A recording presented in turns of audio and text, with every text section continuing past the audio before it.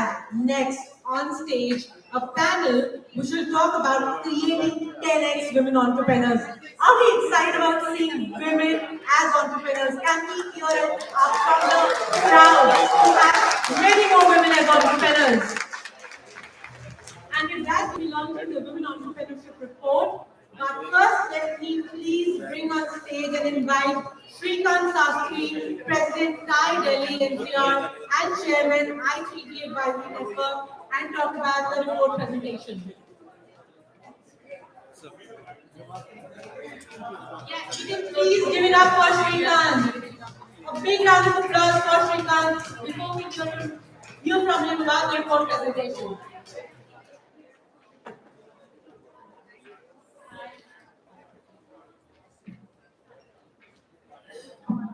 Yeah, so I'm not going to make any boring announcements. I'm going to set the ball rolling for the discussion on women entrepreneurs. But here's the curveball. We talk about demographic dividend, but I'm going to start by talking about my mother and mother-in-law. Those were the first two women entrepreneurs that I encountered in my life. And in many ways, they were the inspiration for my own journey as a serial entrepreneur. They were both excellent math and physics teachers who taught dozens of school kids with patience, empathy, and humor. When I watched them in action, it gave me strength, built my own temperament. And I'm willing to place a bet. If they'd been around in today's generation, I bet they'd have built a large tech company because they were far more enterprising than their poor husbands. And today, I'm super excited because TiECon Delhi-NCR, Zeno, Google, NetApp, Indian Angel Network, we all came together to look at the contribution of women founders to the Indian startup ecosystem and figure out where the opportunities lie to accelerate them. Let me start with a very silly question. Please don't beat me up for it, but I'll answer the question myself as well. Why do we need more women founders? The answer, one simple answer is women account for 50% of buyers of products and services. And if you leave it to men to design those products and services, you'll never get the kind of products and services women want to buy. So to me, that's one simple enough reason, a very practical reason enough to say we need more women entrepreneurs.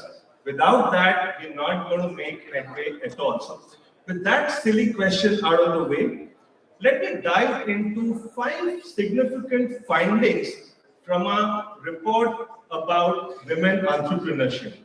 So women are as successful as men in running a startup. Their odds of success are similar. Look at this chart. 7 out of 1,000 women-founded startups reached the later stage. The number for men was similar, 8 out of 1,000. Quite simply, women are as successful as men in running a startup. So that's the first bit of good news. The second bit of good news is, if you look at the unicorns in India, we have 17 unicorns, where at least one of the founders is a woman, which collectively raised $12 billion of equity. So they're able to create unicorns, they're able to raise a lot of money, and that's the second bit of good news. The third one is, a lot of people say women don't want to start deep tech startups. Not true. Women founders are not scared of deep tech. When I travel around the country mentoring entrepreneurs at incubators, I meet lots of excellent women-founded startups that are absolutely deep tech. Machine learning, IoT, biotech, vision sectors, healthcare, agri-tech, fintech. So you can see on this chart that a comparable percentage of men-led and women-led startups are leveraging deep technology.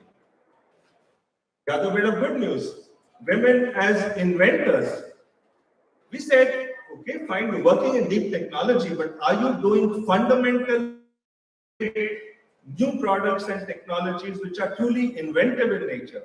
Look at this once again. Similar percentage of women are inventive as are the men. So lots of good news.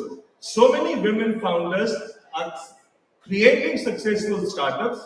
They're pushing the boundaries of deep technology and they're being inventive. So that's the case. What's going wrong? There are only 18% of startups that have women founders. Why is that number not increasing? It's been stagnant over the past decade, and they want, and you might say they don't want to be entrepreneurs. Not true. Look at this chart. Women have a high intent of starting up and becoming an entrepreneur. It's a slightly higher percentage than men. So they want to be entrepreneurs, they're very good at it, they make a success of it, they leverage technology well. So what's holding them back?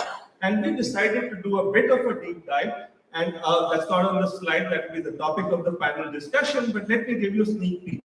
The biggest thing we found was that the family and society support that's required to give shape to that entrepreneurial dream, that turns out to be the single biggest factor, and that is a topic that we should discuss in the panel when it comes up. So those were the highlights of the report.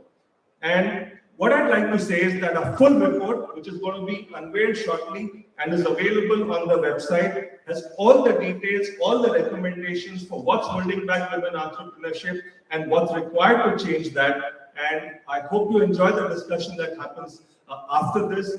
Have a wonderful day. Have a wonderful rest of the day. With that, I'd like to get the rest of the panelists up here to continue the discussion.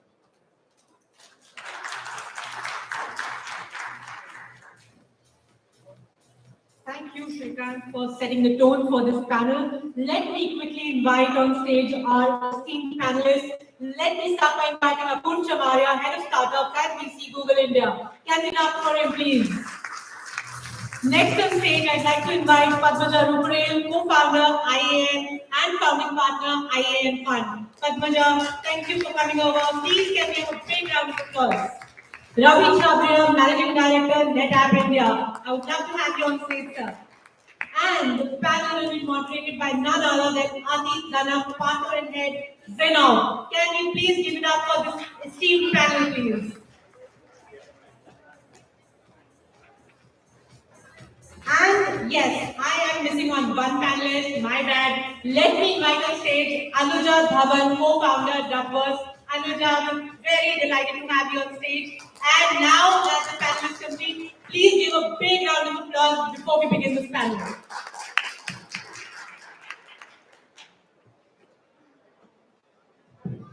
So, thank you so much, everyone. I think you have a big responsibility. It's an important topic, but we also have people, staying away from their lunch. I would say we're going to balance both the things out today, right? Women entrepreneurs, women founders is a topic, we have been discussing for a long time. It's a topic we need to discuss for multiple reasons. Srikant, I'll get the bottom from what you had said, right? We have women entrepreneurs at about 70 to 80% of the ecosystem. However, it seems that for a couple of years now, it's been very stagnant percentage, right? That percentage pool has not really increased. What is the reason? Right? Is it even possible to reach 50%? I know it's important, but why is it so stagnant? I think all of us who are in this room are partly responsible because we're very obsessed by technology and entrepreneurship. For some reason, we continue to believe that entrepreneurship equals technology. A lot of women want to be entrepreneurs, but may not want to be building a tech product. They want to do a variety of other businesses, and somehow we've not addressed those needs by supporting them. That's reason number one. Reason number two is there are areas where women are already, now come to technology, women are already there in large numbers in academic institutions. Biosciences is one great example. Large number of students in biosciences at masters and PhDs. Have we worked with them to say, look, you're doing great work as part of your research. Can that be converted into an invention and a product? I think we need to focus on specialized sectors like those where women are already doing cutting edge work. So two reasons. Anuba, what's your take on the subject?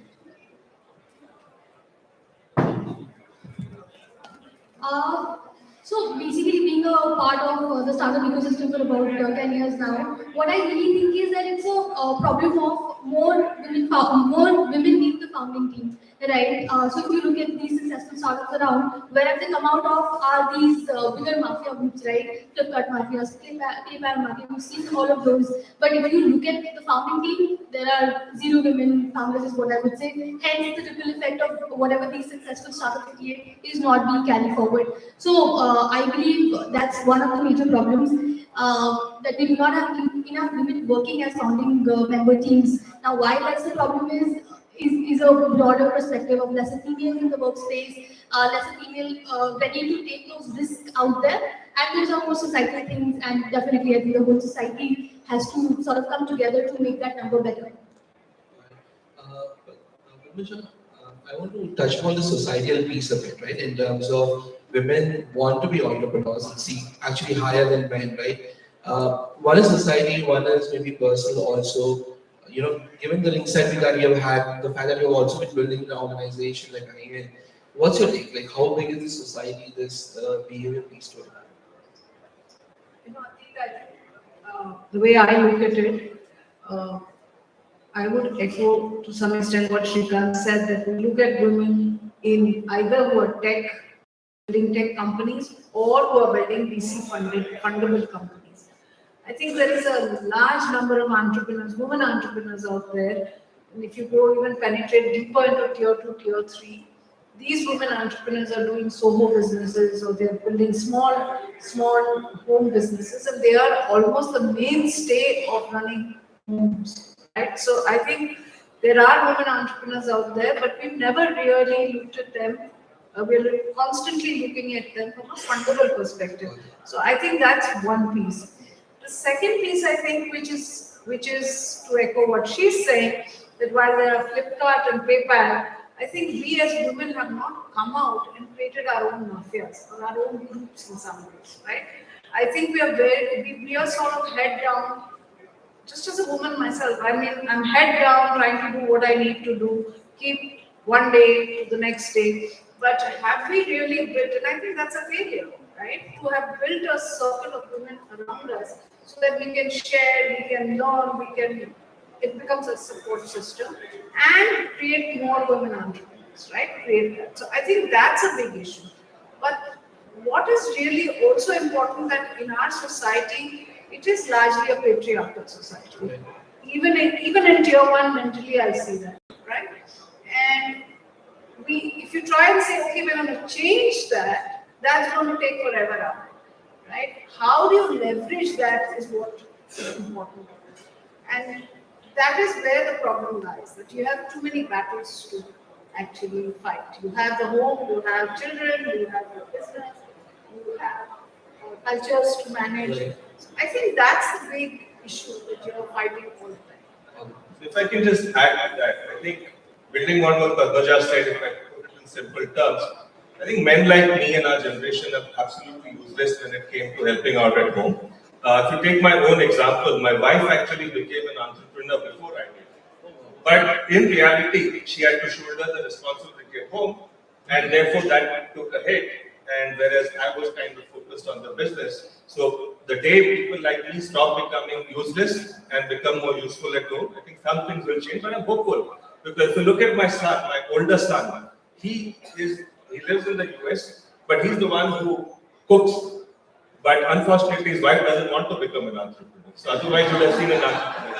But let me, Srikant always is like this, let me say. But I think if I know somebody who mentors women, it's him. Irrespective, gender, I've seen actually Srikant do it. I think what it really says is something else. I think just as we keep saying this, that behind every successful man there is a successful woman, there is a woman behind him. Actually, behind one successful woman, there are many men. You have mentors, you have partners, you have spouses, you have children. They all have to pick up their little bits. They give and support, encourage, and that's how it comes. Because a woman has multiple roles. Whether we like it or not, they have multiple roles to play. And if each one picks up those roles or at least participates in that, I think it goes a long way. So I think I want to use this opportunity to actually thank many men who've actually supported women who've taken a step ahead in life. So thank you. So I don't want to take up time, but I want to say the reason I mentor women now, it's my way of doing prayashchit. Because I was useless with my generation, at least I can make up for it by mentoring women now. My prayashchit.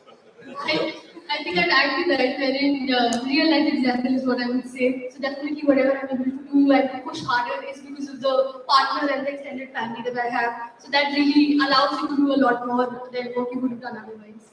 Absolutely, I think we all need an ecosystem, and there's one extreme point Anuja, that you brought up, right, in terms of the fact that a lot of entrepreneurs today are coming from other startups, right? So one of the things which this report found out was that it's a work experience, right? And Ravi, I want to bring you in here in terms. There seems to be a similar pattern in terms of, say, the workforce. Women in STEM is increasing. Women in STEM workforce has been very, very consistent from percentage perspective. So, what's your take as an enabler, as orchestrating the ecosystem? And as I was reading a pre-brief of the report, the parallels are very, very clear. Look at the women that enter STEM jobs in companies like ours, the numbers are very high, 38%. I date myself, my first job was at Sun Microsystems when we had kind of introduced this Spark Station 1 built out Solaris. I remember somebody coming in and telling me, I want to thank you and all your countrymen. This is in Silicon Valley, because you brought women into the computing workforce. So India did make a difference, but that said, the numbers are bleak. And they're not just bleak, I think in the accelerator business, they are also bleak in corporates. And there's many reasons for it. And I think a lot of them are mentioned in the report. A lot of these, I think, Padmaja, as you point out, they're generational issues also. And I'll say this, there's a lot of techniques you apply to it, but I think at the core of it, you have to understand that not just as a society in India, but as maybe as a vertical business, actually it's not even a vertical, as business, I think, is very male dominated. Very, very, very male dominated even today. And you have to understand that. So some of the techniques you might apply, you may get the token woman in for an interview. I don't know it's going to pay off. Apurva is going to talk about techniques they use in Google. I won't take that time. But I'll also tell you this, that if you have someone being assessed by all men, you're being assessed by the same lens. Okay. I'll give you a real example. I used to drop my son to school when he was 5 years old. I was the one who at one point dropped him off to the daycare when he was 8 months old in California. You didn't have the luxury of a nanny or a mother-in-law that could take care of people. The thing is, I didn't feel as guilty as my wife did. And when my wife did it and I did it, people didn't spend the rest of the year talking about me doing it. But they sure as hell did talk about my wife. She comes in 20 minutes late every day because of this. So these are very deep-rooted biases, and I think you have to hit it from that angle. Very clear.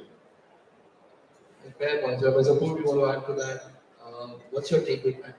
So we spoke about ecosystem, we spoke about different topics, different areas to focus on. We spoke about the role of the family, as individual in terms of enabling someone on their dreams. Of course, the inbuilt bias in the system, which sort of slows things down. But as an investor, as charter member, what have you seen? What's impacting this top of the fund? Why are we not going beyond that 18%? So, my personal experience as an angel investor, 40% of my portfolio is actually women founders, and I would love to be more. Not from an AI or women make really insanely awesome entrepreneurs. They've always had it tough, right? School, college, workforce, the conviction they have and the purity of purpose they have when they start something and the detail orientation they have is phenomenal. And most of my exits have come from women entrepreneurs. So that's important. Huge call out to all investors out there.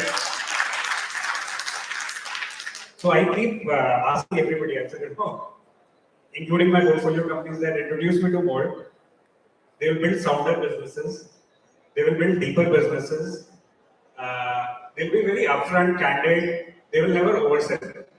So I think as investors in this room and as a founders, recruit more women as co-founders, invest in more women, mentor more women, and fundamentally what Amitabh was talking about in the morning, 33,000 per capita GDP, we will reach sooner than later. Apurva, just if I might do your job a little bit, I think you have to look harder for the women founders. Do you make an extra effort? I don't make an extra effort because if you see wins, you automatically prioritize that. Initially, it started as a thesis that 50% of the workforce is women, and no investor is proactively looking at it. So it was like a blue ocean. So I was one of the early ones to develop a thesis in backend, started getting incredible results, so I doubled down. So you were looking for it. You figured that's a thing. I think that Some theses don't play out this phase of time. So I think what Apurva said is a good reason for optimism. There's one more reason I think we should be optimistic. When I went to IIT many decades ago, we had 2 girls in a batch of 250. It was disappointing for another set of reasons at that point of time. But we went for a reunion 3 weeks ago. The percentage is up to 25 to 30%. So when 3 to 5 years down the line, when this workforce looks at entrepreneurship as a possibility, that percentage has already gone. So I would actually add for one more reason why women entrepreneurs should be there. See, women are actually the purchasers. They are the consumers, right? They're doing most of the purchases in the market, right? So they understand what to buy. They know what they need. They understand problems.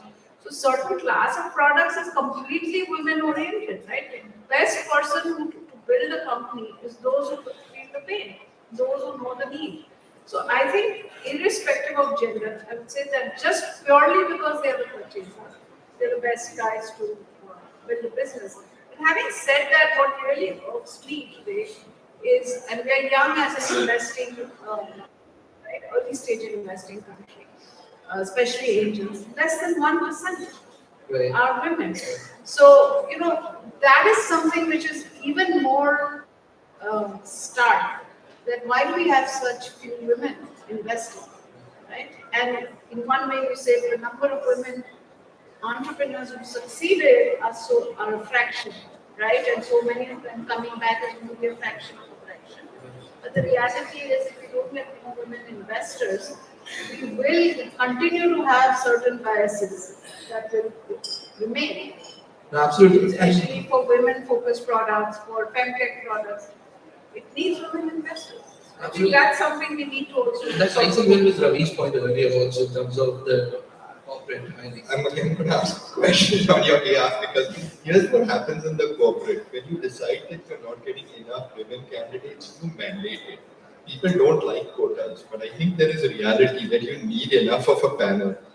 You can do that even for an interview panel you set up. How do you do that for investors though? That's Very I think a difficult. tough one. Very difficult. So what we've tried to do in a different ecosystem, we've tried to create a group of women private equity players. So while we are sort of creating talent, but we are hoping as they grow and as their careers grow, they get into the investing business and start doing it. But as angel investors, pulling them out is very difficult, right? Yes. Many of them don't even have control on the family office monies, right? Correct. So I think those issues still. Padmaja, I have a suggestion. If you will make a commitment, I'm willing to make another commitment. Why don't we commit that Indian Angel Network will run a program only to train women to become angel investors? If you make that commitment, I'll make another commitment. I do programs on how to pitch to investors, storytelling programs. I commit to create a similar cohort only for women. So is that a deal?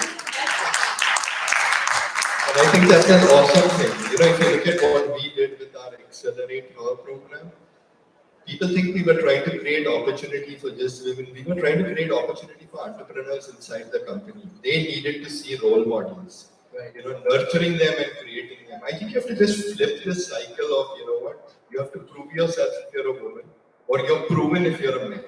And there's so many anecdotes, the report mentions to it too. You witness it every day. Yesterday there was a woman engineer in our team who talked about, well, I'm not exactly sure I'm ready.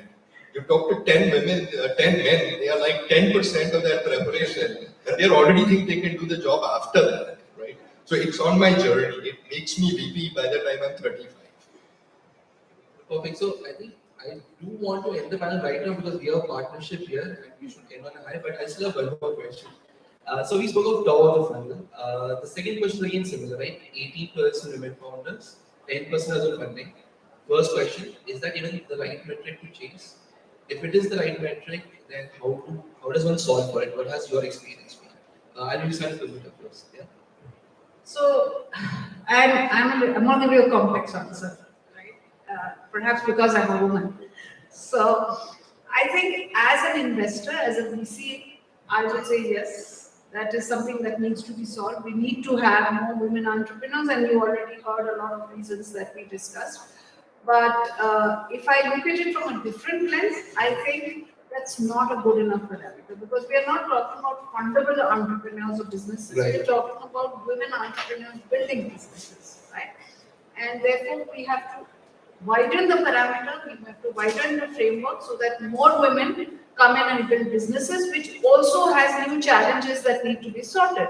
For example, bank, debt, grant, building, how do you build companies, how do you bring all of that. It cannot be an all-women company also, gender diversity will be required. So I think there are new challenges, but I do believe that the framework for women entrepreneurs has to be wider beyond funding.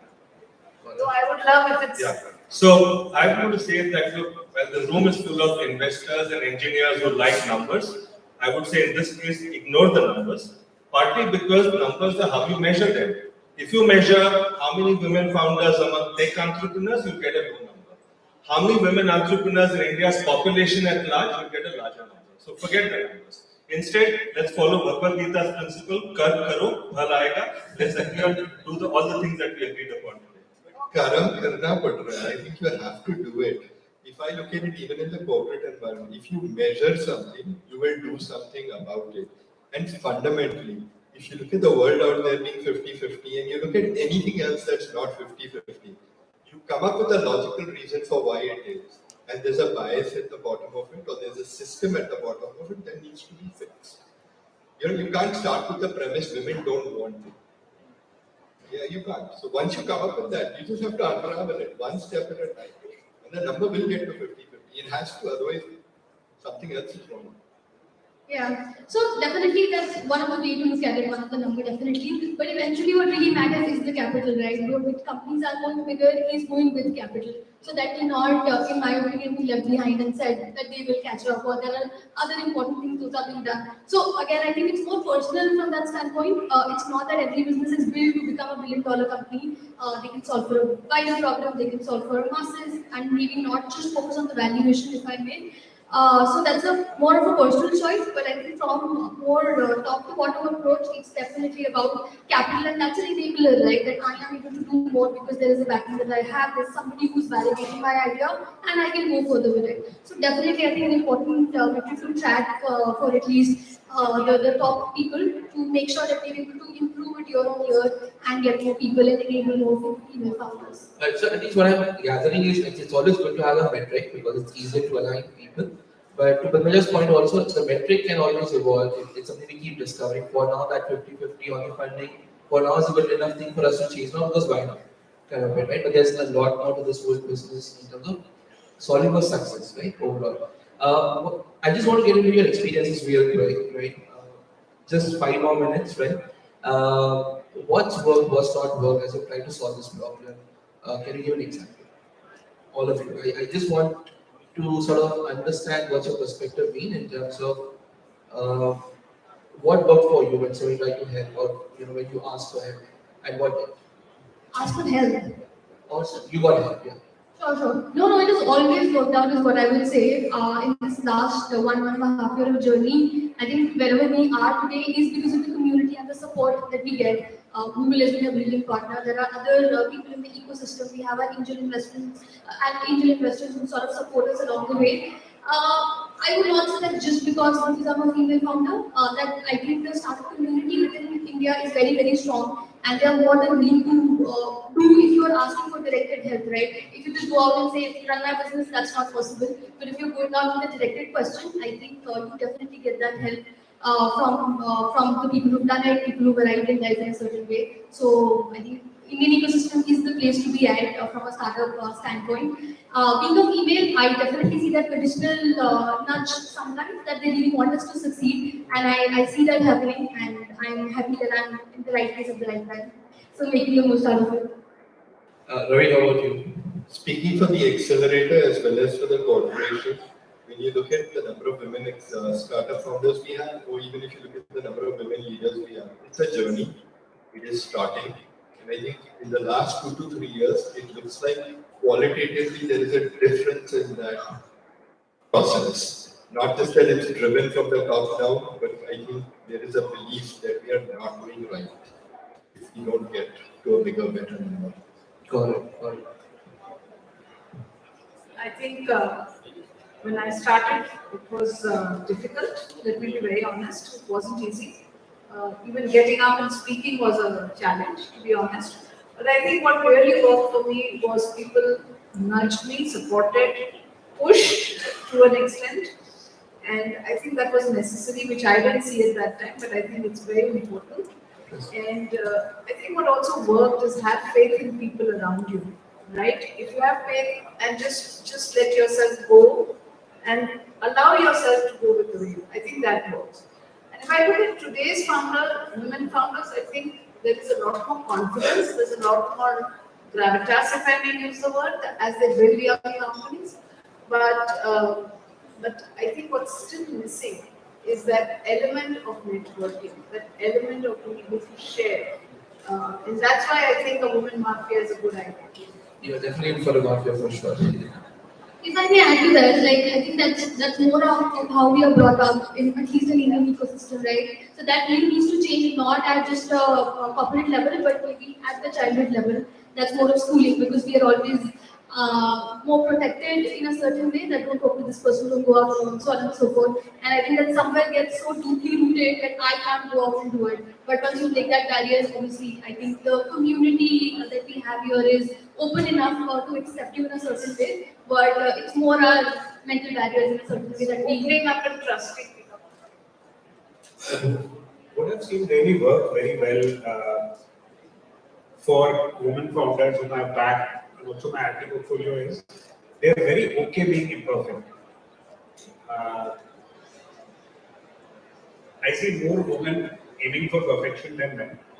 I think men know they want to, and they want to get there.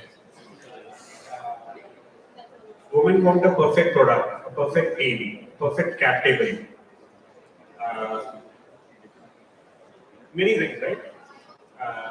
They're very thoughtful and deliberate, which can be incredible strength, but as an entrepreneur, it can slow you down. As investors and entrepreneurs, we always straddle the world between not knowing and not knowing at all. So even when we due diligence a deal or we speak to a founder, so to all the women entrepreneurs out there, just get super comfortable not knowing and not being perfect, and revel in your imperfection. And that's going to take you. I think I agree with both Padmaja and Apurva. Networking, an area that a lot of women founders feel comfortable with. His point about striving for perfection, famous saying, great is the enemy of good, that plays out here. Often pragmatism required in an ambiguous environment. But what works for women is the makeup for both of these things by working very, very, very hard. I've been fortunate that in both my ventures, I have women co-founders who work very hard, make my life simple, and the business is good. I agree with you. I mean, my team, which has worked on this report, has been all women team, and I will celebrate, on the same. If we can get both the Divyas and Niharika to stand up. So, big round of applause for all three of them. I can tell you they've pulled many all-nighters. They've challenged all the status quo. Fantastic work done by all three. Thank you. And on that note, ladies and gentlemen, we'll not keep you from the lunch. There's a full report which is being released. I'll request the panelists to maybe, help sort of highlight the report to everybody here. It's going to be available for download from today afternoon, post-lunch onwards. Please have a look. And everybody here on the stage contributed a lot to making this possible.